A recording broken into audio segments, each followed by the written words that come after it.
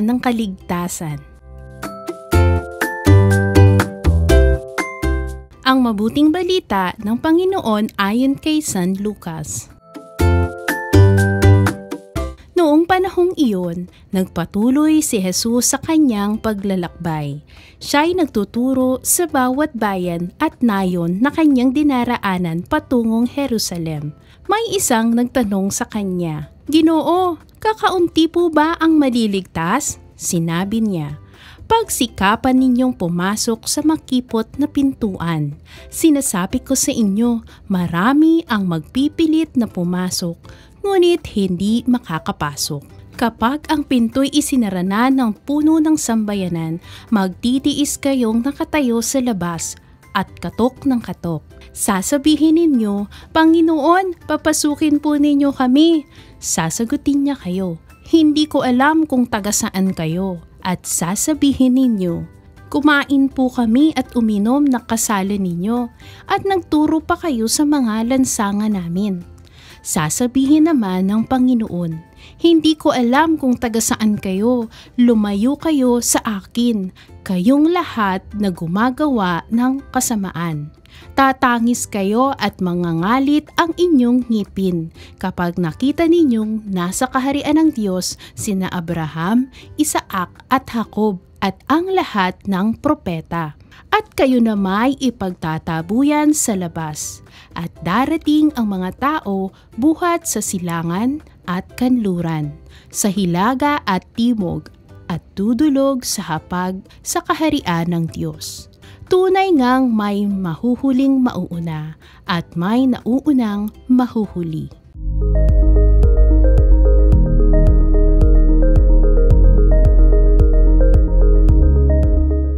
Hello mga bata! Tayo ngayon ay nasa ika-21 linggo sa karaniwang panahon. Kung kayo ay tatanungin, ano ang mas pipiliin mo? Ang maging mabuting bata o masama? Bakit?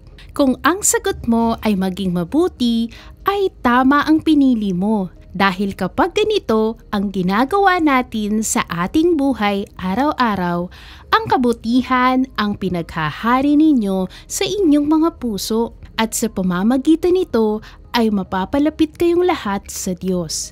At hinahayaan ninyong maghari ang Diyos sa inyong puso na siyang nais ng Diyos para sa ating lahat.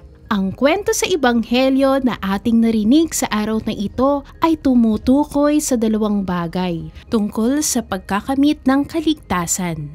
Una ay ang kung paano tayo pagharian ng Diyos at ang ikalawa naman ay kung paano tayo mapapabilang dito ayon kay Kuya Jesus. Ang paghahari ng Diyos ay ang pagtatamo ng kaligtasang hatid niya para sa lahat ng tao.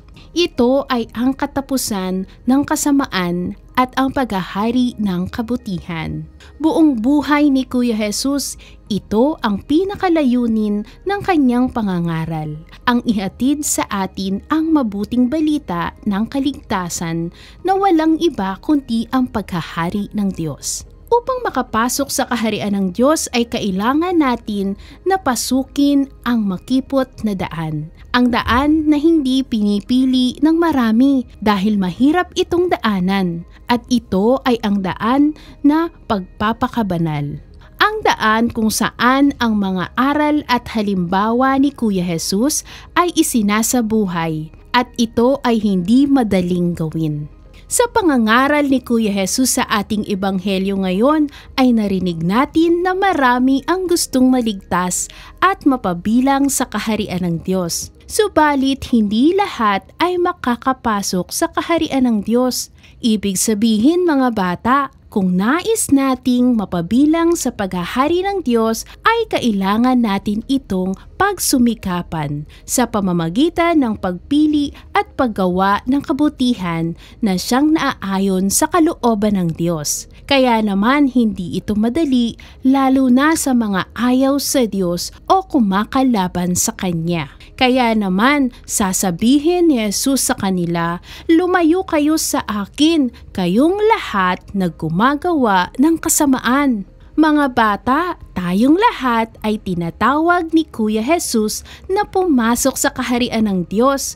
Kaya naman pagsikapan natin na maging mabuting mga tagasunod ni Kuya Jesus. Makipot at mahirap man ang daan ng pagpapakabanal, ang daan naman na ito ang tiyak na magdadala sa atin sa higit na pakikipagkaisa natin sa Diyos at sa ating kapwa, at sa pagtanggap sa atin sa paghahari ng Diyos.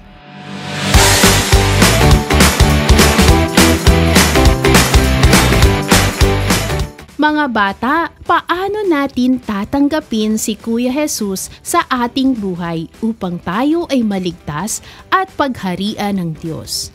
Una, laging lumapit kay Kuya Jesus sa pamamagitan ng pagdarasal sa araw-araw at sikaping makapagsimba tuwing araw ng linggo kasama ang pamilya. Ikalawa, pagsumikapang magkaroon ng Biblia sa bahay at basahin ito sapagkat ito ay salita ng Diyos na naglalaman ng mga pangaral ni Kuya Jesus. Maaari din naman tayong makinig sa pangangaral ng mga pari o sa katikesis sa tulong ng mga katikista. Ikatlo, laging matutong humingi ng sorry sa Diyos sa tuwing nagkakamali o nagkakasala sapagkat sa pagpapatawad ng Diyos ay muli tayong napapalapit sa Kanya.